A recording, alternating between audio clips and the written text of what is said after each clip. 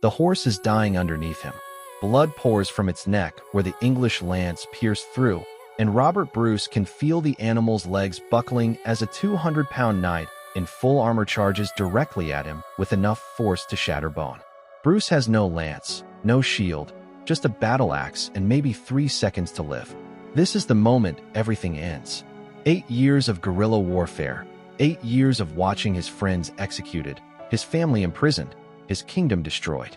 8 years leading to this single moment where a Scottish king on a dying horse faces the finest knight England can produce, and 20,000 English soldiers watch to see what happens next. If Bruce dies here, Scotland dies with him.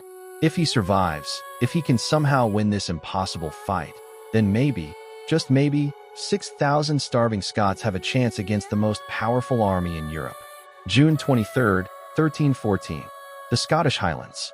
What happens in the next 24 hours will be studied by military commanders for 700 years, not because of the size of the armies involved, but because of what the battle proves about courage, tactics, and the fatal mistakes empires make when they believe themselves invincible. This is the story of Bannockburn, and it begins not with the battle itself, but with understanding why this moment was supposed to be impossible. Why every rational observer believed Scotland had already lost before the first sword was drawn. Because to understand how 6,000 men defeated 20,000, you first need to understand what brought them to this field and why they had absolutely no right to win. 18 years earlier, Scotland was erased. Not conquered, erased. King Edward I of England, called the Hammer of the Scots, didn't just invade Scotland, he tried to delete it from existence. The Scottish crown was stolen and taken to London. Ancient records of Scottish independence were burned. Castles were occupied. Nobles were forced to sign documents swearing they were English subjects, not Scottish citizens. Those who refused were executed publicly in ways designed to terrify anyone thinking about resistance. The most famous rebel, William Wallace, the man who won the impossible victory at Stirling Bridge that you might have heard about, was captured, dragged to London, and torn apart while still alive as thousands watched. His head was put on a spike on London Bridge. His arms and legs were sent to 4 different Scottish cities with a message: "This is what happens to rebels." By 1304, Scotland had effectively ceased to exist as an independent nation. English soldiers occupied every major fortress. Scottish nobles had bent the knee. The common people paid crushing taxes to fund their own occupation. Edward believed the matter was settled permanently. Scotland was finished. Then in 1306, something impossible happened. A Scottish nobleman named Robert Bruce murdered his main rival for the Scottish throne inside a church. One of the most serious crimes imaginable in medieval Europe, immediately excommunicated by the Pope, making him a religious outcast. And then, with English armies hunting him and the church condemning him, Bruce declared himself King of Scotland. The English didn't just laugh, they were insulted. A king without land, without an army, without even the blessing of God. Edward sent forces to crush this pretender immediately. What happened next should have been the end of Robert Bruce. English soldiers hunted him across Scotland. His small force was scattered. His wife, daughter, and sisters were captured. His wife was imprisoned in a cage designed specifically for her, displayed publicly as a warning. His daughter was locked in a similar cage in the Tower of London. She was 12 years old. His brothers were captured and executed, their heads displayed on spikes. Bruce himself was reduced to hiding in caves, fleeing with maybe 50 men, hunted by both English soldiers and Scottish nobles who had already made peace with occupation. Any sane man would have fled to France or Ireland, disappeared into exile, lived out his life in anonymous safety. Bruce did the opposite. He started winning. Before we go deeper, let us know in the comments where you're watching from. We'd love to hear from you, and don't forget to hit that subscribe button so you never miss any of our upcoming videos. For 8 years, Bruce waged a guerrilla campaign that slowly, impossibly, began to reclaim Scotland. He avoided open battles where England's superior numbers and heavy cavalry would crush him. Instead, he struck at night, burned supply lines, ambushed patrols, and disappeared into the Highlands before reinforcements arrived. He recaptured castles not by besieging them, but by scaling walls in darkness with a handful of men. One by one, English strongholds fell. One by one, Scottish nobles who had sworn loyalty to England began secretly sending Bruce supplies, then men, then openly joining his cause. By 1314, Bruce controlled almost all of Scotland. English occupation forces were reduced to a handful of fortresses, and the most important one, Stirling Castle, was under siege. Stirling was the key to everything. Whoever held Stirling controlled the main route between the Scottish Highlands and the Lowlands. It was the strategic heart of Scotland, and Bruce's brother Edward had been besieging it for months with no success. The castle was too strong, too well supplied. Then Edward Bruce made a deal that seemed insane, but was actually brilliant. He told the English commander of Stirling Castle that if no English army arrived to relieve the siege by June 24th, the castle would surrender peacefully. No more fighting, no bloodshed, just open the gates and leave. The English commander agreed. It seemed like a reasonable offer. He didn't realize he'd just been trapped. When King Edward II of England heard about this agreement, he was furious, not at his commander, but at the situation. Because now he had no choice. If he didn't march an army to Stirling, the castle would fall and England would lose its last major stronghold in Scotland. It would be a humiliation that would encourage every conquered territory in Edward's empire to rebel. But if he did march an army to Stirling, he'd be fighting on ground and timing chosen by Bruce. The agreement wasn't generous. It was a trap, and Edward walked into it willingly because his pride wouldn't let him do anything else. He gathered the largest English army assembled in decades. 20,000 soldiers, 2,500 heavy cavalry, the elite knights who had conquered Wales and terrorized France, 3,000 Welsh longbowmen whose arrows could punch through oak shields at 200 yards, thousands of infantry with pikes and swords. This wasn't just an army, it was a statement. England was going to crush the Scottish rebellion so thoroughly that no one would ever dare resist again. Robert Bruce knew exactly what was coming. His scouts reported the English numbers, and the math was terrifying. Bruce had maybe 6,000 men, most of them poorly equipped peasants and light infantry. He had no heavy cavalry, no longbowmen, no siege equipment. In a traditional medieval battle on open ground, his army would be annihilated in under an hour. So Bruce did what he always did. He refused to fight a traditional battle. He chose his battlefield with obsessive care, a narrow strip of land between the Bannockburn, a small marshy stream, and the dense forest of New Park. The English would have to approach through this bottleneck. They couldn't spread out their superior numbers. Their cavalry couldn't flank. It was perfect defensive terrain, and Bruce made it even deadlier. He had his men work for days digging thousands of small pits across the approaches to his position, each one a foot deep and a foot wide, covered with branches and grass, so they were invisible until a horse stepped into one and shattered its leg. He trained his soldiers relentlessly in a formation called the schiltron, tight circles of men with 12-foot spears pointing outward like a human porcupine. Against cavalry, these formations were almost impossible to break if the men held discipline. Bruce drilled them over and over until they could form schiltrons in their sleep. He positioned his army on high ground with forests protecting the flanks and the marsh protecting the front. Every advantage he could create, he created, because he knew that when 20,000 English soldiers arrived, his only chance was to make their advantages meaningless. June 23, 1314, the English army arrived. 20,000 men marching in perfect formation, banners flying, armor gleaming in summer sun. From the Scottish position on the hillside, it must have looked like the end of the world. An army so large it took hours just to march past a single point. Knights in full-plate armor riding horses bred specifically for war.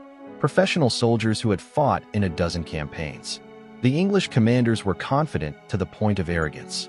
Some were already discussing how they'd divide Scottish lands after the inevitable victory. A few Scottish soldiers started to desert that night, slipping away into the forest, convinced they were about to die for a lost cause. Then Robert Bruce did something that changed everything. An English knight named Henry Bohun was riding ahead of the main army, scouting the Scottish positions, when he spotted a figure on horseback in front of the Scottish lines. Not in full armor, just leather and chain mail, carrying a battle axe, mounted on a small riding horse rather than a war horse. But Bohun recognized him. Robert Bruce, King of Scotland, alone and apparently unprotected. Bohun saw his chance for immortal glory. He lowered his lance, spurred his war horse, and charged.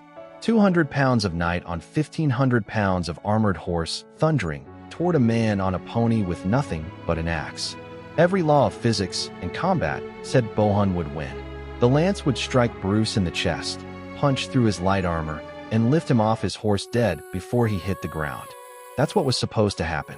Bruce didn't retreat.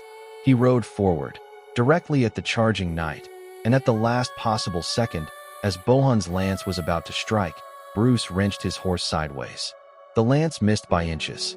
Bohun thundered past, unable to stop his charge. And as the English knights swept by, Bruce stood in his stirrups, swung his battle axe in a perfect arc, and brought it down on Bohun's helmeted head. The axe blade split the helmet, split the skull beneath it, split Bohun's head down to the jaw. The English knight fell from his horse and died before he hit the ground. Bruce's axe handle shattered from the impact.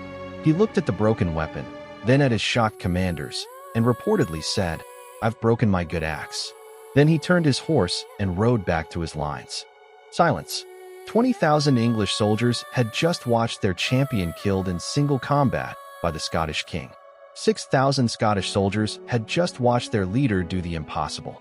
The roar that went up from the Scottish lines was so loud it was reportedly heard in Stirling Castle 2 miles away. Morale, that intangible thing that can't be measured but decides battles, shifted in that moment. The Scots believed they could win. Some of the English started to doubt. That night, the English commanders debated their options. The smart move was to wait, rest the troops, scout for better ground, maybe find a way to outflank the Scottish position. But King Edward II was not his father. Edward I had been a brilliant military commander. Edward II was impulsive, proud, and desperate to prove himself. The deadline for Stirling was tomorrow, June 24th. If the English army didn't reach the castle by then, it would surrender and Edward would look weak. So he made the decision that would cost him everything. Attack at dawn, June 24th, 1314. The English army began moving before sunrise. 20,000 men trying to maneuver through the narrow terrain between the forest and the marsh. The heavy cavalry went first, as always in medieval warfare, because mounted knights were considered unstoppable. They expected the Scots to break and run as Scottish armies had done for decades when facing English cavalry. The first wave of 2,000 armored knights formed up and charged. The ground shook. The sound of that many horses in full gallop is like continuous thunder. The Scottish infantry, common men with spears, watched 2,000 armored killers bearing down on them and held their ground. The Chilterns held. The first English knights hit the wall of spears and horses screamed and fell and riders were thrown and trampled. The knights behind couldn't stop, momentum carrying them forward into the chaos, and more horses stumbled into Bruce's hidden pits, invisible until it was too late. Within minutes, the English cavalry charge that was supposed to shatter the Scottish lines had become a massacre of horses and knights tangled together in front of unbroken spear walls. The English commanders ordered the longbowmen forward. 3,000 Welsh archers who could fire 12 arrows per minute, each one capable of punching through chainmail. If they could get into position, they'd tear the Scottish formations apart from a distance. But Bruce had anticipated this. The terrain was so narrow that when the archers tried to position themselves, they were dangerously close to their own struggling cavalry. They started shooting anyway, and the arrows that missed the Scots hit English knights. Friendly fire began killing English soldiers. Bruce had held back his only cavalry, 500 light horsemen. Now he sent them straight at the archers. Light cavalry couldn't stand against heavy knights, but against unarmored archers with no protection, they were devastating. The archers broke and ran, and suddenly England's two greatest military advantages, heavy cavalry and longbows, were neutralized. For the next 6 hours, the English army pressed into the narrow killing ground. At the front, men fought desperately against the Chilterns that wouldn't break. Behind them, thousands more English soldiers were trapped, unable to fight because the terrain was too narrow, unable to retreat because the army behind them kept pushing forward. Men in 60 pounds of armor collapsed from heat exhaustion in the summer sun. The dead piled so high that soldiers had to climb over corpses to reach the enemy. The Bannockburn, the small stream that gave the battle its name, ran red with blood. English nobles screamed orders that couldn't be heard over the chaos. Knights tried to rally charges that had nowhere to go. The Scottish spearmen just held position and killed everything that came within reach of their weapons. Then Bruce played his final card. He had held back a reserve force, fresh troops under Angus of Argyll. Now he threw them into the battle, smashing into the exhausted English flank. At the same moment, a group appeared on the hillside behind the Scottish army. It looked like reinforcements, hundreds of soldiers with banners and weapons. The English, already exhausted and demoralized, saw what they thought was a fresh Scottish army, and something broke. The group on the hill wasn't soldiers. It was camp followers, servants, and supply handlers who had armed themselves with whatever they could find and marched to the hilltop to watch the battle. But from a distance, through the dust and chaos, they looked like an army. And for the English, already at the breaking point, it was too much. Someone screamed treason. Others yelled retreat. Panic is contagious in warfare, and once it starts, it's almost impossible to stop. King Edward's bodyguards grabbed him and physically dragged him from the battlefield. His army saw their king leaving, and the retreat became a rout. 20,000 English soldiers tried to flee at once through the same narrow terrain they'd used to attack. Men threw away weapons, armor, anything that slowed them down. They plunged into the Bannockburn, trying to swim across in full chainmail. Most drowned. The Scots pursued, cutting down fleeing soldiers who couldn't defend themselves. The slaughter went on for hours. When the sun set on June 24, 1314, over 4,000 English soldiers were dead. Dozens of English nobles were captured, including many of the most powerful lords in England. The ransoms Bruce collected financed Scotland for years. English military power was shattered so completely that England wouldn't attempt another major invasion of Scotland for a generation. Scottish casualties were estimated at fewer than 500 men. 6,000 poorly equipped Scots had destroyed an army of 20,000 professional English soldiers, and the ripples from that impossible victory would echo for centuries. But here's the part of the story that makes Bannockburn even more extraordinary, the detail that reveals what the battle really meant. After the victory, Bruce ordered that every English noble captured in the battle be treated with respect and dignity. They were held for ransom, yes, but they were housed comfortably, fed well, and allowed to write letters home. Why? Because Bruce understood something crucial. He hadn't just won a battle, he'd proven Scotland's right to exist. And if he wanted England to recognize Scotland as a legitimate kingdom rather than a rebel territory, he had to act like a legitimate king, not a terrorist. The captured English nobles returned home and told their king that the Scots had fought honorably, that Bruce had treated prisoners well, that this wasn't a bandit rebellion but a real army led by a real king. That mattered more than the battle itself. In 1328, 14 years after Bannockburn, England officially recognized Scottish independence in the Treaty of Edinburgh. Robert Bruce, the excommunicated outlaw who murdered his rival in a church and declared himself king of a country that didn't exist, died a year later as the legitimate, recognized king of Scotland. His impossible victory at Bannockburn had become the foundation of a nation. But the true lesson of Bannockburn isn't about Scotland or England.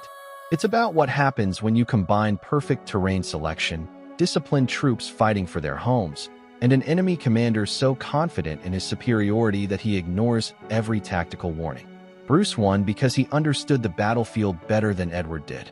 He won because his soldiers were fighting for survival while the English were fighting for pride. And he won because Edward made every mistake Bruce needed him to make. So here's the question that should haunt every military commander who studies this battle. If you had been advising King Edward II, watching him prepare to march 20,000 men into that narrow terrain against an enemy who had chosen the ground specifically to neutralize your advantages, could you have changed his mind? Could you have convinced him to wait, to scout, to find better ground?